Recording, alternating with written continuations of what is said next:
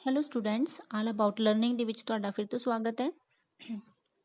ਅੱਜ ਅਸੀਂ 7th class NCERT ਦੀ book ਦੇ ਵਿੱਚੋਂ ਸੈਕੰਡ ਚੈਪਟਰ ਇਨਸਾਈਡ ਆਵਰ ਅਰਥ ਦਾ ਸੈਕੰਡ ਭਾਗ ਕਰਨ ਜਾ ਰਹੇ ਹਾਂ।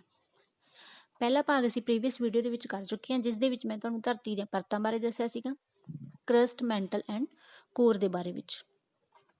ਅੱਜ ਅਸੀਂ ਇਸ ਨੈਕਸਟ ਭਾਗ ਦੇ ਵਿੱਚ ਰੌਕਸ ਐਂਡ ਮਿਨਰਲਸ ਦੇ ਬਾਰੇ ਵਿੱਚ ਕਰਾਂਗੇ। ਤਾਂ ਤੁਸੀਂ ਆਪਣੀ NCERT ਦੀ ਬੁੱਕ ਆਪਣੇ ਸਾਹਮਣੇ ਖੋਲ੍ਹ ਕੇ ਰੱਖ ਲੈਣੀ ਹੈ ਤੇ ਮੇਰੇ ਨਾਲ ਨਾਲ ਪੜ੍ਹਨਾ ਹੈ, ਤੇ ਆਈ ਅਸ਼ੋਰ ਯੂ ਕਿ ਤੁਹਾਨੂੰ ਬਹੁਤ ਚੰਗੀ ਤਰ੍ਹਾਂ ਸਮਝ ਆਵੇਗਾ। ਇਸ ਲਈ ਆਪਣੀਆਂ ਬੁੱਕਸ ਖੋਲ੍ਹੋ ਤੇ ਨਾਲ ਬੈਠ ਕੇ ਪੜ੍ਹੋ ਤੇ ਨਾਲ ਹੀ ਸਮਝੋ। ਬੱਚੋ, ਪ੍ਰੀਵੀਅਸ ਵੀਡੀਓਜ਼ ਦੇ ਵਿੱਚ ਆਪਾਂ ਕੀਤਾ ਸੀਗਾ ਕਿ ਸਾਡੀ ਧਰਤੀ ਦੀਆਂ 3 ਪਰਤਾਂ ਹੁੰਦੀਆਂ ਨੇ, ਕਰਸਟ, ਮੈਂਟਲ ਐਂਡ ਕੋਰ। ਜਿਹੜੀ ਸਭ ਤੋਂ ਇੰਟੀਰੀਅਰ ਪਰਤ ਹੁੰਦੀ ਹੈ ਕਰਸਟ, ਉਸ ਦਾ ਟੈਂਪਰੇਚਰ ਜੋ ਹੈ ਉਹ 3000 ਡਿਗਰੀ ਸੈਲਸੀਅਸ ਤੋਂ ਲੈ ਕੇ 6000 ਡਿਗਰੀ ਸੈਲਸੀਅਸ ਤੱਕ ਹੋ ਸਕਦਾ ਹੈ। ਮੀਨ ਟੂ ਸੇ ਸਾਡੀ ਅਰਥ ਜੋ ਹੈ ਉਸ ਦੇ ਅੰਦਰ ਐਕਸਟ੍ਰੀਮ ਟੈਂਪਰੇਚਰ ਹੈ, ਬਹੁਤ ਜ਼ਿਆਦਾ ਗਰਮੀ ਹੈ, ਬਹੁਤ ਜ਼ਿਆਦਾ ਹੀਟ ਹੈ ਉਸ ਦੇ ਅੰਦਰ। ਤਾਂ ਅੱਜ ਅਸੀਂ ਪੜ੍ਹਾਂਗੇ ਰੌਕਸ ਐਂਡ ਮਿਨਰਲਸ। ਧਰਤੀ ਜਿਸ ਦੇ ਉੱਪਰ ਅਸੀਂ ਰਹਿੰਦੇ ਹਾਂ, ਸਾਡੀ ਅਰਥ, ਸਾਡੀ ਪ੍ਰਿਥਵੀ, ਇਹ ਕਿਸ ਰੌਕਸ ਐਂਡ ਮਿਨਰਲਸ ਤੋਂ ਮਿਲ ਕੇ ਬਣੀ ਹੋਈ ਹੈ। ਅੱਜ ਅਸੀਂ ਉਸ ਸਭ ਦੇ ਬਾਰੇ ਚਰਚਾ ਕਰਾਂਗੇ। ਤਾਂ ਚਲੋ ਪਹਿਲਾਂ ਥੋੜ੍ਹਾ ਜਿਹਾ ਪੜ੍ਹਦੇ ਹਾਂ, ਫਿਰ ਮੈਂ ਤੁਹਾਨੂੰ ਉਸਦੀ ਅਨੁਵਾਦ ਕਰਕੇ ਪੰਜਾਬੀ ਦੇ ਵਿੱਚ ਇਸ ਸਭ ਦੇ ਬਾਰੇ ਸਮਝਾਵਾਂਗੀ। The Earth's crust is made up of various types of rocks, and a natural mass of mineral matter that makes up the Earth's crust is called a rock. Rock can be of different color, size and texture. ਤਾਂ rock ਕਿਸ ਨੂੰ ਕਿਹਾ ਜਾਂਦਾ ਹੈ? ਜੋ ਸਾਡੀ ਧਰਤੀ ਦੇ ਉੱਪਰ ਰੌਕਸ ਪਾਈਆਂ ਜਾਂਦੀਆਂ ਨੇ, ਚਟਾਨਾਂ ਪਾਈਆਂ ਜਾਂਦੀਆਂ ਨੇ, ਉਹ ਇੱਕ ਤਰ੍ਹਾਂ ਦੀਆਂ ਨਹੀਂ ਹੁੰਦੀਆਂ, ਬਲਕਿ ਬਹੁਤ ਤਰ੍ਹਾਂ ਦੀਆਂ ਹੁੰਦੀਆਂ ਨੇ। Various types of rocks. Any natural mass of mineral matter that makes up the Earth's crust is called a rock. ਜਿਸ ਸਬਸਟੈਂਸਿਸ ਤੋਂ ਸਾਡੀ ਅਰਥ ਬਣੀ ਹੋਈ ਹੈ ਉਹਨਾਂ ਨੂੰ ਅਸੀਂ ਚਟਾਨਾਂ ਕਹਿੰਦੇ ਹਾਂ। ਚਟਾਨਾਂ ਕਿੰਨੇ ਤਰ੍ਹਾਂ ਦੀਆਂ ਹੁੰਦੀਆਂ, ਅੱਗੇ ਦੇਖਦੇ ਹਾਂ। There are 3 major types of rocks: igneous rocks, sedimentary rocks and metamorphic rocks. When the molten magma cools, it becomes solid. Rocks thus formed are called igneous rocks. ਤਾਂ ਰੌਕਸ ਕਿੰਨੇ ਤਰ੍ਹਾਂ ਦੀਆਂ ਹੁੰਦੀਆਂ ਨੇ? 3 ਤਰ੍ਹਾਂ ਦੀਆਂ ਹੁੰਦੀਆਂ ਨੇ, igneous rocks, sedimentary rocks and metamorphic rocks. Students, ਤੁਹਾਨੂੰ ਪਿਛਲੀ ਵੀਡੀਓਜ਼ ਦੇ ਵਿੱਚ ਜਿਸ ਤਰ੍ਹਾਂ ਮੈਂ ਦੱਸਿਆ ਸੀਗਾ ਕਿ ਜਦੋਂ ਜਵਾਲਾਮੁਖੀ ਫੁੱਟਦਾ ਹੈ, ਸਾਡੀ ਧਰਤੀ ਦੇ ਅੰਦਰ ਐਕਸਟ੍ਰੀਮ ਟੈਂਪਰੇਚਰ ਹੈ, ਜਦੋਂ ਅੰਦਰ ਕੁਝ ਐਕਟੀਵਿਟੀਜ਼ ਹੁੰਦੀਆਂ ਨੇ, ਕੁਝ ਹਲਚਲ ਹੁੰਦੀ ਹੈ, ਤਾਂ ਜਿਹੜਾ ਮੈਗਮਾ ਹੈ ਉਹ ਬਹੁਤ ਜ਼ਿਆਦਾ ਪ੍ਰੈਸ਼ਰ ਦੇ ਨਾਲ ਧਰਤੀ ਦੇ ਵਿੱਚ ਇੱਕ ਦਰਾੜ ਪੈਦਾ ਕਰਕੇ ਉੱਥੋਂ ਬਾਹਰ ਨੂੰ ਫੁੱਟਣਾ ਸ਼ੁਰੂ ਹੋ ਜਾਂਦਾ ਹੈ। ਉਸ ਨੂੰ ਅਸੀਂ ਕੀ ਕਹਿੰਦੇ ਹਾਂ? ਮੈਗਮਾ। ਤਾਂ ਉਹ ਮੈਗਮਾ ਬਾਹਰ ਆਉਣ ਸਾਰ, ਧਰਤੀ ਤੋਂ ਬਾਹਰ ਜਿਉਂ ਹੀ ਉਹ ਫੁੱਟਦਾ ਤਾਂ ਬਾਹਰ ਆਉਣ ਸਾਰ ਉਹ ਮੈਗਮਾ ਠੰਡਾ ਹੋ ਜਾਂਦਾ। ਦੈਨ ਉਹ ਠੰਡਾ ਹੋਇਆ ਹੋਇਆ ਮੈਗਮਾ ਕੀ ਫਾਰਮ ਕਰਦਾ? ਇੱਕ ਰੌਕ ਦੀ ਫਾਰਮੇਸ਼ਨ ਕਰਦਾ, ਜਿਸ ਨੂੰ ਅਸੀਂ ਕਹਿੰਦੇ ਹਾਂ ਇਗਨੀਅਸ rock. It becomes solid. Rocks thus formed are called igneous rocks. They are also called primary rocks. ਜੋ igneous rocks ਹੁੰਦੀਆਂ ਨੇ ਇਹਨਾਂ ਨੂੰ ਅਸੀਂ primary rocks ਵੀ ਕਹਿ ਸਕਦੇ ਹਾਂ। There are 2 types of igneous rocks: intrusive rocks and extrusive rocks. Can you imagine lava coming out from the volcanoes? Lava is actually fiery red molten magma coming out from the interior of the earth on its surface. ਜਿਸ ਤਰ੍ਹਾਂ ਮੈਂ ਤੁਹਾਨੂੰ ਪਹਿਲਾਂ ਹੀ ਦੱਸਿਆ ਬੱਚੋ ਕਿ ਜਦ ਜਵਾਲਾਮੁਖੀ ਫੁੱਟਦਾ ਹੈ ਤਾਂ ਉਸਦਾ ਲਾਵਾ ਬਾਹਰ ਨਿਕਲ ਕੇ ਜਦ ਠੰਡਾ ਹੋ ਜਾਂਦਾ ਤਾਂ ਉਹ ਇਗਨੀਅਸ ਰੌਕ ਨੂੰ ਫਾਰਮ ਕਰਦਾ। ਬਟ ਇਗਨੀਅਸ ਰੌਕਸ ਵੀ 2 ਤਰ੍ਹਾਂ ਦੀਆਂ ਹੁੰਦੀਆਂ ਨੇ, ਇੰਟਰੂਸਿਵ ਤੇ ਐਕਸਟਰੂਸਿਵ। ਇੰਟਰੂਸਿਵ ਕਿਹੜੀਆਂ ਹੁੰਦੀਆਂ ਨੇ? ਜਦ ਲਾਵਾ ਬਾਹਰ ਨਹੀਂ ਆਉਂਦਾ, ਧਰਤੀ ਦੇ ਅੰਦਰ ਹੀ ਰਹਿੰਦਾ ਤੇ ਉੱਥੇ ਹੀ ਠੰਡਾ ਹੋ ਜਾਂਦਾ ਤਾਂ ਉਹ ਉੱਥੇ ਇੱਕ ਜਿਹੜੀ ਰੌਕ ਨੂੰ ਫਾਰਮ ਕਰਦਾ, ਉਸ ਨੂੰ ਅਸੀਂ ਕਹਿੰਦੇ ਹਾਂ ਇੰਟਰੂਸਿਵ ਰੌਕ। ਬਟ ਜਦੋਂ ਧਰਤੀ ਦੇ ਵਿੱਚ ਦਰਾੜ ਪੈਦਾ ਕਰਕੇ ਉਹ ਵਲਕੈਨੋ ਹੈ, ਜਵਾਲਾਮੁਖੀ ਹੈ, ਜੋ ਉਹ ਬਾਹਰ ਫੁੱਟ ਪੈਂਦਾ, ਧਰਤੀ ਦੇ ਉੱਪਰ ਆ ਕੇ ਠੰਡਾ ਹੋ ਜਾਂਦਾ, ਤਦ ਜਿਹੜੀ ਰੌਕ ਫਾਰਮ ਹੁੰਦੀ ਹੈ ਉਸ ਨੂੰ ਅਸੀਂ ਕਿਹੜੀ ਰੌਕ ਬੋਲਾਂਗੇ? ਐਕਸਟਰੂਸਿਵ ਇਗਨੀਅਸ rock. They have a very fine grained structure. For example, basalt. The Deccan Plateau is made up of basalt rocks. ਜਿਹੜੀ ਐਕਸਟਰੂਸਿਵ ਇਗਨੀਅਸ ਰੌਕ ਹੁੰਦੀ ਹੈ, ਭਾਵ ਧਰਤੀ ਦੇ ਬਾਹਰ ਆਇਆ ਹੋਇਆ ਲਾਵਾ ਜਦ ਠੰਡਾ ਹੁੰਦਾ ਉਸ ਤੋਂ ਜਿਹੜੀ ਰੌਕ ਬਣਦੀ ਹੈ ਉਸ ਨੂੰ ਅਸੀਂ ਐਕਸਟਰੂਸਿਵ ਇਗਨੀਅਸ ਰੌਕ ਬੋਲਦੇ ਹਾਂ। ਤਾਂ ਉਸ ਦੀ ਇੱਕ ਬਹੁਤ ਵਧੀਆ ਉਦਾਹਰਣ ਹੈ ਬਾਸਾਲਟ rock.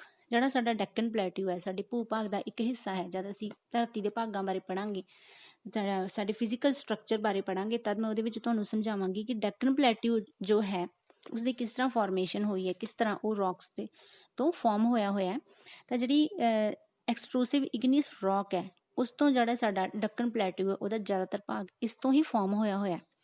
Sometimes the molten magma cools down deep inside the Earth's crust. Solid rocks so formed are called intrusive igneous rock.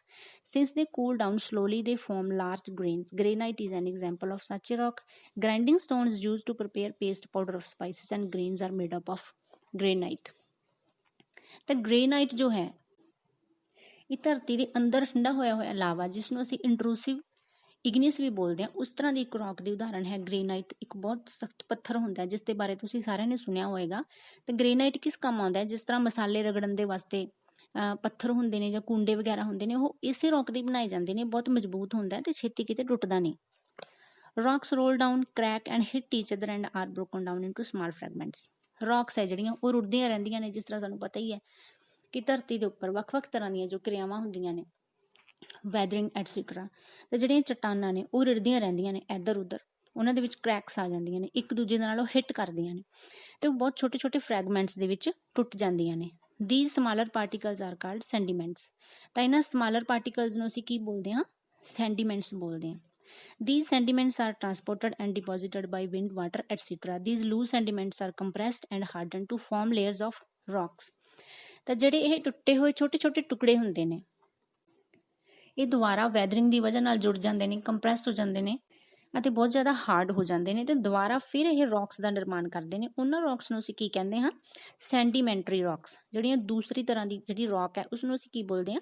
ਸੈਂਡੀਮੈਂਟਰੀ rocks. ਜਿਹੜੇ ਕਿ ਸਮਾਲ ਪਾਰਟੀਕਲਸ ਅਸੀਂ ਦੇਖਿਆ ਕਿ ਜਿਸ ਤਰ੍ਹਾਂ ਚਟਾਨਾਂ ਰੁੜੀਆਂ ਫਿਰਦੀਆਂ ਰਹਿੰਦੀਆਂ ਨੇ ਵੈਦਰਿੰਗ ਦੀ ਵਜ੍ਹਾ ਨਾਲ, ਜਾਂ ਫਿਰ ਜਿਹੜੇ ਇਹਨਾਂ ਦੇ ਛੋਟੇ ਛੋਟੇ ਪਾਰਟੀਕਲਸ ਹੈ, ਕ੍ਰੈਕਸ ਆ ਜਾਂਦੀਆਂ ਨੇ, ਟੁੱਟ ਜਾਂਦੀਆਂ ਨੇ, ਉਹਨਾਂ ਨੂੰ ਹਵਾ ਇੱਕ ਥਾਂ ਤੋਂ ਦੂਜੀ ਥਾਂ ਤੇ ਲਿਜਾ ਕੇ ਡਿਪੋਜ਼ਿਟ ਕਰ ਦਿੰਦੀ ਹੈ ਤੇ ਇਹ ਛੋਟੇ ਛੋਟੇ ਪਾਰਟੀਕਲਸ ਦੁਬਾਰਾ ਫਿਰ ਆਪਸ ਦੇ ਵਿੱਚ ਜੁੜ ਜਾਂਦੇ ਨੇ। ਤਾਂ ਸੈਕਿੰਡ ਟਾਈਪ ਦੀ ਜਿਹੜੀ ਰੌਕਸ ਹੈ ਉਹ ਫਾਰਮ ਹੁੰਦੀਆਂ ਨੇ, ਜਿਨ੍ਹਾਂ ਨੂੰ ਅਸੀਂ ਕੀ ਸੈਂਡੀਮੈਂਟਰੀ ਰੌਕਸ ਬੋਲਦੇ ਹਾਂ। For example, sandstone is made from grains of send.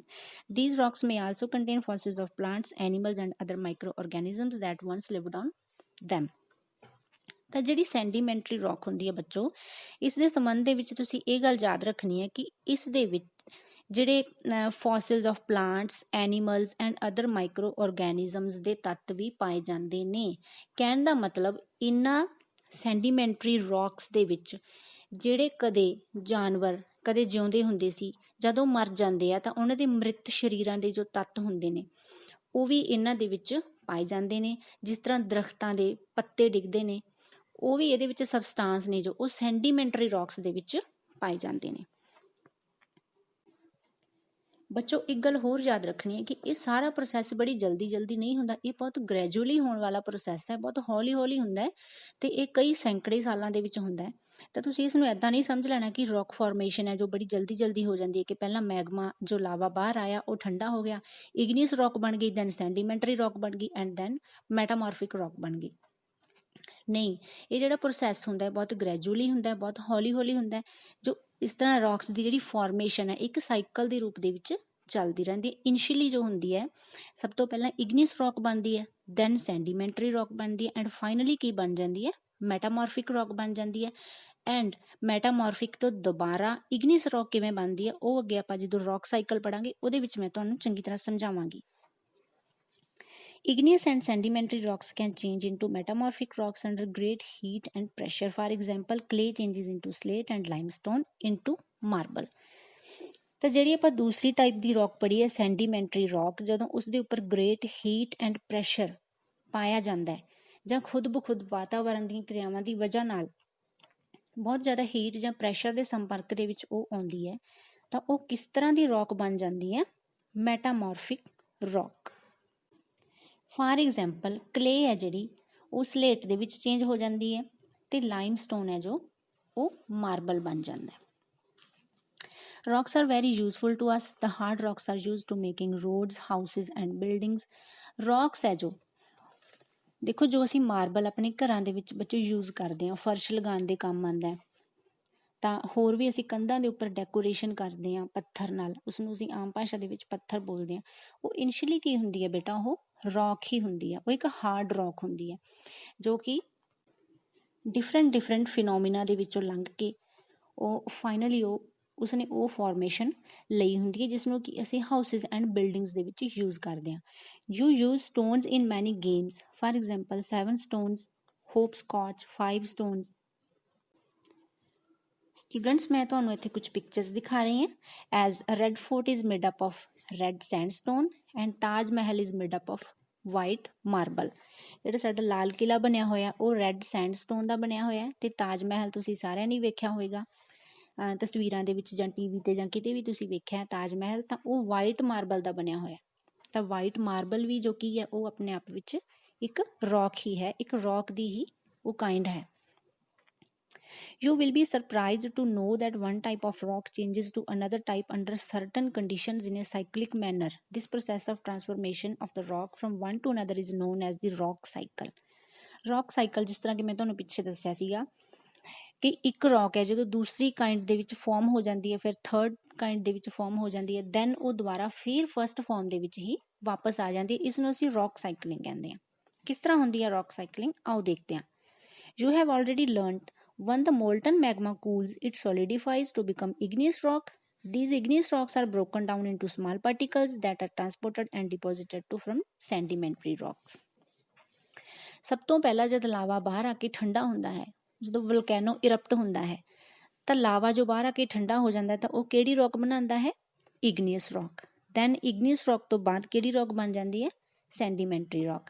When the igneous and sedimentary rocks are subjected to heat and pressure, they change into metamorphic rocks. ਜਦ ਇਹ ਦੋਨੋਂ ਤਰ੍ਹਾਂ ਦੀਆਂ ਰੌਕਸ ਇਗਨੀਅਸ ਤੇ ਸੈਂਡੀਮੈਂਟਰੀ ਬਹੁਤ ਜ਼ਿਆਦਾ ਹੀਟ ਐਂਡ ਪ੍ਰੈਸ਼ਰ ਦੇ ਸੰਪਰਕ ਦੇ ਵਿੱਚ ਆਉਂਦੀਆਂ ਨੇ ਤਾਂ ਇਹ ਕਿਹੜੀ ਰੌਕ ਬਣ ਜਾਂਦੀ ਹੈ, ਮੈਟਾਮੋਰਫਿਕ rock. The metamorphic rock which are still under great heat and pressure melt down to form molten magma. ਜੋ ਮੈਟਾਮੋਰਫਿਕ ਰੌਕ ਹੈ ਨਾ ਬੇਟਾ, ਜਦੋਂ ਉਸ ਦੇ ਉੱਪਰ ਵੀ ਐਕਸਟ੍ਰੀਮ ਹੀਟ ਟੈਂਪਰੇਚਰ ਜਾਂ ਪ੍ਰੈਸ਼ਰ ਪਾਇਆ ਜਾਂਦਾ ਹੈ ਤਾਂ ਉਹ ਦੁਬਾਰਾ ਉਹਦਾ ਕੀ ਹੋ ਜਾਂਦਾ, ਉਹ ਪਿਘਲ ਜਾਂਦੀ ਹੈ, ਮੋਲਟਨ ਫਾਰਮ ਦੇ ਵਿੱਚ ਆ ਜਾਂਦੀ ਹੈ। ਤਾਂ ਮੋਲਟਨ ਫਾਰਮ ਦੇ ਵਿੱਚ ਆ ਕੇ ਕੀ ਹੁੰਦਾ ਹੈ, this molten magma again can cool down and solidify into igneous rocks. ਇਹ ਪਿਘਲਿਆ ਹੋਇਆ ਜੋ ਮੈਗਮਾ ਹੁੰਦਾ ਹੈ ਉਹ ਦੁਬਾਰਾ ਠੰਡਾ ਹੋ ਜਾਂਦਾ ਹੈ ਤੇ ਦੁਬਾਰਾ ਠੰਡਾ ਹੋ ਕੇ ਫਿਰ ਉਸਦਾ ਕੀ ਬਣ ਜਾਂਦਾ ਹੈ, ਇਗਨੀਅਸ ਰੌਕ। ਆਈ ਹੋਪ ਤੁਹਾਨੂੰ ਰੌਕ ਸਾਈਕਲ ਹੈ ਜੋ ਸਮਝ ਆ ਗਿਆ ਹੋਏਗਾ। Rocks are made up of different minerals. Minerals are naturally occurring substances which have certain physical properties and definite chemical composition. Rocks ਹੈ ਜੋ ਉਹ ਡਿਫਰੈਂਟ ਮਿਨਰਲਸ ਤੋਂ ਫਾਰਮ ਹੋਈਆਂ ਹੁੰਦੀਆਂ। ਬੱਚੋ ਮਿਨਰਲ ਸਾਨੂੰ ਪਤਾ ਹੀ ਹੈ ਸਾਡੇ ਲਈ ਕਿੰਨੇ ਯੂਜ਼ਫੁਲ ਨੇ। Minerals are very important to humankind. Some are used as fuel, for example, coal, natural gas, and petroleum. They are also used in industries. Iron, aluminium, gold, uranium, etc. in medicine, in fertilizers, etc. ਜਿਸ ਤਰ੍ਹਾਂ ਕਿ ਕੋਲ ਹੈ, natural gas ਹੈ, ਇਹ ਸਾਰੇ fuel ਦੇ ਕੰਮ ਆਉਂਦੇ ਨੇ। ਪੈਟਰੋਲੀਅਮ ਸਾਨੂੰ ਪਤਾ ਸਾਡੀਆਂ ਗੱਡੀਆਂ ਚਲਾਉਣ ਦੇ ਕੰਮ ਆਉਂਦਾ। ਇਸੇ ਤਰ੍ਹਾਂ ਹੀ ਜਿਹੜੇ ਸਾਰੇ ਮਿਨਰਲਸ ਹੈ ਉਹ ਕਿਸੇ ਨਾ ਕਿਸੇ ਤਰ੍ਹਾਂ ਸਾਡੇ ਲਈ ਬਹੁਤ ਜ਼ਿਆਦਾ ਯੂਜ਼ਫੁਲ ਨੇ। ਤਾਂ ਇਹ ਤਾਂ ਸੀ ਅੱਜ ਦਾ ਆਪਣਾ ਚੈਪਟਰ। ਆਈ ਹੋਪ ਕਿ ਤੁਹਾਨੂੰ ਅੱਛੀ ਤਰ੍ਹਾਂ ਸਮਝ ਆ ਗਿਆ ਹੋਣਾ।